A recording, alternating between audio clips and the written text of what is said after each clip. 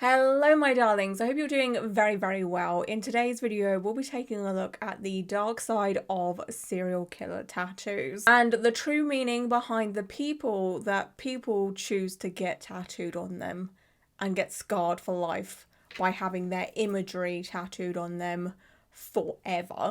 And it still blows my mind to this day that people choose to do that. So we're going to take a deep dive look into some of the most popular serial killer tattoos and my thoughts and feelings and stuff like that. Okay, I've been wanting to do this video for a very long time. I've just not got around to doing it. So we're finally here. I just want to do a quick trigger warning or content warning. I will obviously be talking about serial killers in today's video. That's the type of content you're not into or whatever. I will not be offended by any means. If you want to skip this video, I will just catch you in my next one or whenever you feel like coming back. I don't know. Okay, so over the past, I want to say 10 years, true crime content has well and truly taken off. There's always been documentaries about serial killers, that's for sure. But thanks to streaming services like Disney Plus, Amazon, and especially Netflix, true crime content has well and truly become a huge industry. And that's because true crime enthusiasts are always after something new. There is always a demand for true crime related content. Alongside streaming services, of course, there is also true crime content creators. There are so many podcasts and those that create long form content on apps like YouTube. And of course, TikTok as well. Every now and then a true crime TikTok creator will pop up on my For You page, and did I mention podcasts? There's podcasts as well, right? Yeah, I think I mentioned that. Oh my gosh, my memory's so bad. I don't even know what I said like 30 seconds ago. With the increase of interest for serial killers and those that commit murder, like with any topic, there are those that take their interest a little bit too far. They take it further than discussing cases on places like Reddit or with their friends and family that may also have an interest in true crime. You know, the usual things that you do when you consume some type of content, right? We now have a select few true crime fanatics that have taken their true crime love far too far and have decided to have serial killers tattooed on them. Yes, that's right. Permanently scarring themselves for life with portraits or little mementos that relate to serial killers. Serial killers that have brutally taken other people's lives and made other people's lives just awful because they have taken their loved ones from them. Even saying this out loud, I just cannot wrap my head around this. Oh boy. So let's take a look at some of these serial killer tattoos. Now, one TikTok grabbed my attention from a little while ago from someone called Abby. Abby made a little skit on TikTok about the fact that she has a zodiac tattoo, but it's not the typical type of zodiac tattoos that you would see on a lot of people, okay? Oh no, besties. No. Oh my gosh, do you have a zodiac tattoo? Yeah, I do. Which sign are you? I'm a Scorpio. Oh, not... Do you want to see it? Here, let me show you. I got a matching one with my bestie when we were on holiday. Oh my god, it was so painful. I meant this kind of zodiac. This is the zodiac tattoo.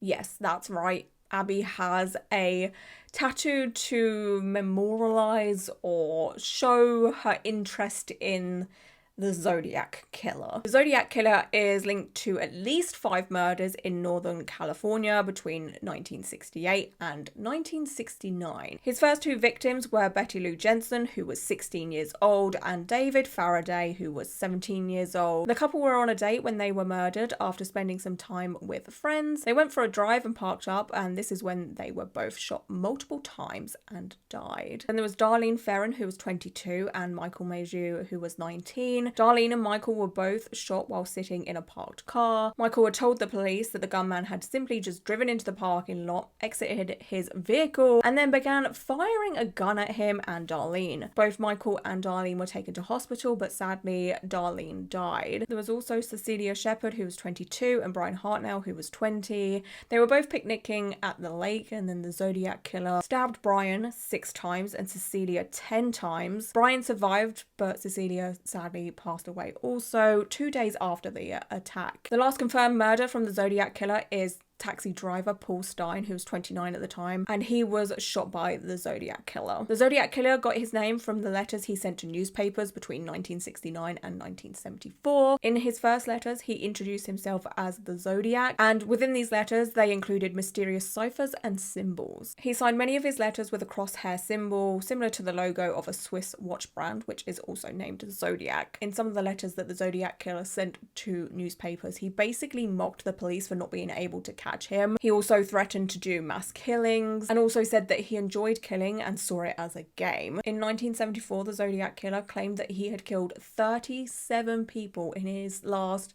confirmed letter. He basically confessed, yes, I've killed 37 people. The Zodiac Killer never revealed his true identity, and still to this day, nobody has any idea who the Zodiac Killer is. So going back to Abby's tattoo, I've just got to ask, why would you want a person like that tattooed on you forever? Like, what? And Abby's reaction to people saying, hey, this is kind of distasteful, like, why would you do this, is also so shocking to me. Like, I just don't. Someone said, imagine being killed and someone tattoos your killer on their leg. Kind of scummy, isn't it? Abby said, I'm sure you'll get over it. I'm sorry? What the... What have we become as a society where we have absolutely zero empathy like this? I mean, I probably shouldn't be shocked, really, should I? Like, let's be serious. I really shouldn't be shocked by this, but I still am. Like, just when you... I need to stop expecting people to have empathy. Like, I always get let down. And then someone else said, hey, as one of the victims of the Zodiac Killer, I find this offensive. And Abigail said, don't look at it then. Now, obviously, this is TikTok, and I don't know if this is true because the Zodiac Killer was at large a while ago, but it's still very, very possible. Maybe, you know? Or this person could have a family member that was a victim of the Zodiac Killer or something like that. Like, you just, who knows, right? But again, it's TikTok. It's very possible that this isn't real or whatever, but still. And then someone else said, hey, you know the thing called scrolling, right? I mean, when it comes to just, you know, trivial stuff, like, for me personally, I'm not a big fan of Taylor Swift, right? I just don't like her music. I'm sure she's nice, right? But for me, her music is just not my type of thing. So anytime something to do with Taylor Swift comes up on my social media, I just scroll by. I just scroll on by. I'm not going to waste my time leaving a comment being like, ugh, why are you using this music? Or, ugh, I don't like Taylor Swift. Nobody gives a fuck. Okay, nobody cares. But there is a huge difference between Taylor Swift and a serial killer. And someone glorifying a serial killer. That's when I feel like you should have an input and be like, I don't think this is a good thing to do. You know, like, the huge difference here. Someone else said, you know, people actually died, right? And then Abby said, no way, as in like a sarcastic, like, oh my God, no way, I didn't know. And then someone else said, yeah, she's not like other girls. That's why she got it. Someone else said, are you like a big fan of his work? Tattooing a serial killer on your body is kind of weird behavior. I like dark stuff, but they actually kill people. And exactly that. Like, it's one thing to kind of watch true crime content and, you know, be like, oh, my favorite true crime content creators uploaded a new podcast or a new video. I look forward to watching it, kind of thing, because you're just interested in the case and what happened. But to be a fan of the people that people talk about in these types of content creation things, okay, is a whole other matter. Like, what do you mean you are a fan or you want to, like, celebrate a serial killer? Like, what the fuck? Someone else said, I have a full leg sleeve of serial killer mementos and images, no portraits. So I knew exactly when you said Zodiac, I was like, me too, I have the cipher. Haha. Abby says, oh my God, no way, I want to see your leg so bad. Have I gone to a different planet? What do you mean you have a full freaking sleeve of tattoos dedicated to serial killer mementos? It is honestly so rare that I am ever speechless, okay? Like, it's so rare. I always got something to say, but I just don't know. I just don't understand. Like, I just don't, like, why? Why are you choosing to Why? And then someone else said, I'm getting a Zodiac tag next. Here's my Ed Gein one. Ed Gein. Ed Gein. Nah. What do you mean? And it's right there. There's a literal portrait of Ed Gein on someone's leg. So for those of you that don't know about Ed Gein, there was, I think there's a Netflix special now about it, right? I haven't watched it personally, but Ed Gein killed 2 women, one being Bernice Warden, who was 58. She was shot by Ed and then decapitated and then mutilated very, very badly. During the search of Bernice, the authorities found the head of Mary Horgan, who was 54. Ed Gein is also suspected of killing his brother during a fire, but was ruled as an accident. Alongside his brother, Ed Gein is suspected to have killed 6 others. However, those have not been confirmed. Alongside this, Ed robbed graves. Yes, he's a grave robber. To then use the body parts and the skin of women to make and customize household items like chairs, a wastebasket, bowls, and clothing as well, such as a belt and corset. Ed admitted to killing the 2 women, Bernice and Mary, but pled not guilty by reason of insanity. He was found guilty of killing Bernice, but due to financial reasons, prosecutors only tried him for 1 murder, but then was deemed insane at the time of the crime. So Ed remained in a mental hospital until his death in 1984. Now, the Zodiac Killer and Ed Gein are basically the tip of the iceberg when it comes to serial killer tattoos. One very popular, I hate that I'm saying that, gross, right? But heck, it's the truth. One very popular serial killer tattoo is Jeffrey Dahmer. Jeffrey is a lot of people's favourite serial killer. Like, imagine having a favourite serial killer. What the fuck? Like, I consume true crime content myself, right? I could never sit there and be like, oh, you know, X, Y, and Z is my favourite serial killer. What do you mean you have a favourite serial killer? What? But yes, Jeffrey Dahmer is a lot of people's favourite serial killer. There is countless Jeffrey Dahmer tattoos out there, and it just blows my mind. Jeffrey murdered 17 boys and young men. Jeffrey was also not shy of cannibalism and necrophilia. And there's people walking around with his face tattooed on them. Another very popular serial killer tattoo is John Wayne Gacy, and I will give you a trigger warning for clown imagery if you are not a fan of clowns, because John Wayne Gacy was a part-time clown, literally. Like, that's not me making a joke. He was literally a part-time clown, and a few people do get him as a clown tattooed on them, so I'll put a timestamp here if you want to skip clown imagery. But yeah, John Wayne Gacy raped and murdered 33 young men and boys, some of whom he left in the crawl space of his own home. And like I was saying a moment ago, John was also a part-time clown, and the many tattoos of him again depict that. Why you would want to memorialize and glorify a man who killed 33 young men and boys, and who also raped some of them also. Again, speechless. Ted Bundy, of course, is another one with a very, very odd fan base. Yes, a serial killer with a fan base.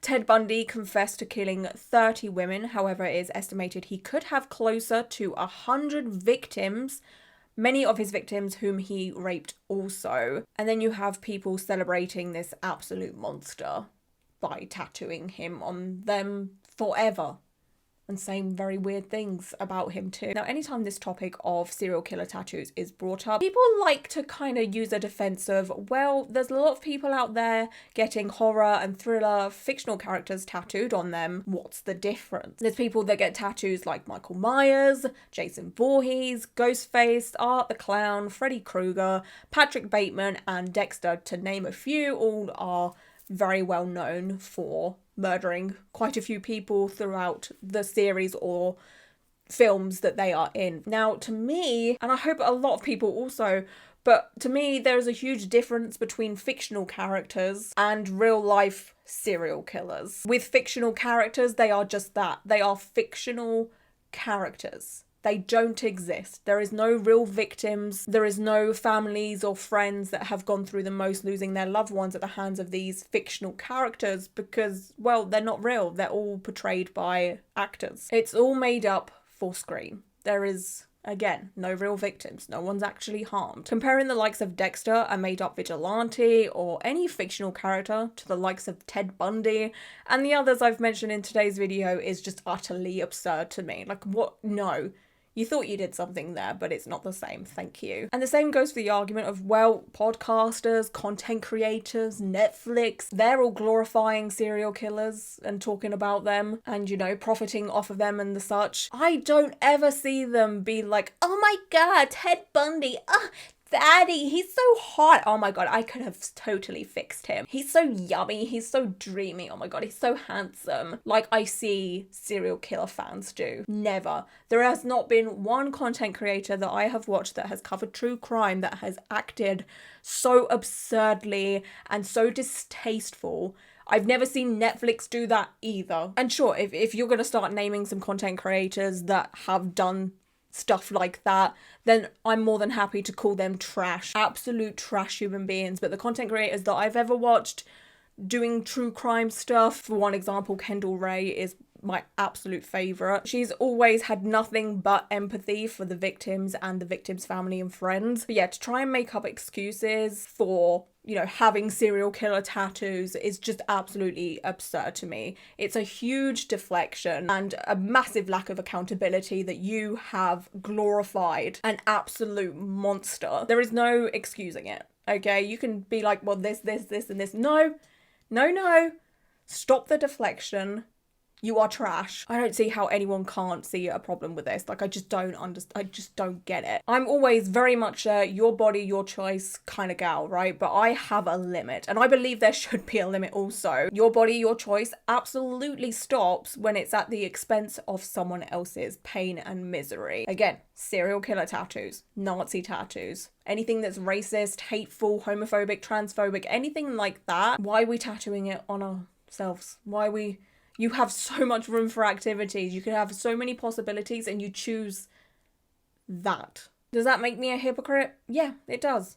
It does. And I don't care. I literally do not care. You can call me a hypocrite all you like. I don't care. I'd much rather be a hypocrite than someone that glorifies serial killers. Thank you. Weird that you aren't the same if you're for serial killer tattoos. I'm sorry. I'm just...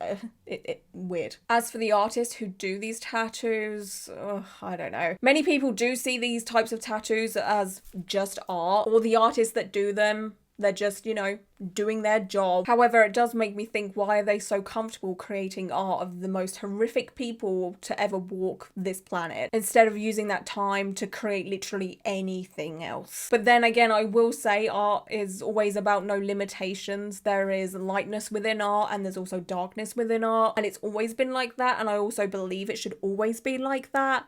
But that to me is for art. And yeah, okay, tattoos is a form of art. I fully understand that, but to me it just feels so icky to permanently scar someone for life with a portrait or a memento from a serial killer, you know, feeding into your client's obsession of a serial killer by permanently scarring them for life with a serial killer, or again a memento from a serial killer. I just personally don't think I could ever do it myself. I don't think I could ever tattoo a serial killer on anyone.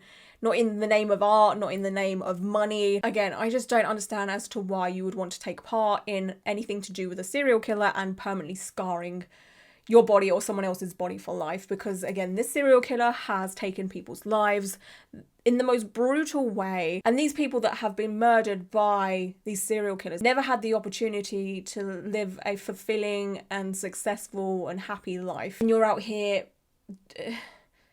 glorifying that. Like, I just don't understand it. Like, to me, I know some people are gonna be like, well, Lauren, you watch true crime, you are into true crime too. And you know what, yeah, maybe I'm just as bad as those that do get serial killers tattooed on them. Maybe, just maybe, right? But I never watching it being like, oh, this is so interesting, oh, this is so fascinating, oh my goodness, like, I would love to be this serial killer's friend, or oh my gosh, the execution of the murders was fantastic.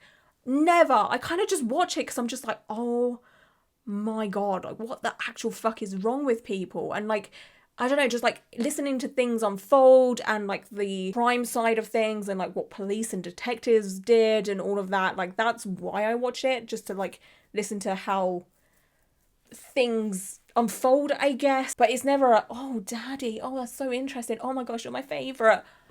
No, oh my God.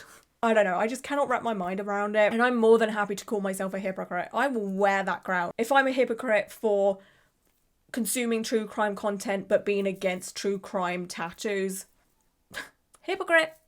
Proud of it. So proud of it. Anyways, my darlings, I would absolutely love to know how you feel about this topic. How do you feel about serial killer tattoos? Do you think there is a difference between those that consume true crime content and those that become fans to the point where they permanently scar themselves for life? Or do you think both as bad as each other? How do you feel about the tattoo artists that do these types of tattoos? I would love to know your thoughts and opinions on this whole topic. So yeah, please do sound off down below. And yeah, that's it for today's video. I just want to say thank you so much for being here and hanging out with me for a little while. I appreciate you all so freaking much. And until my next video, stay safe, stay well, and until my next one, bye.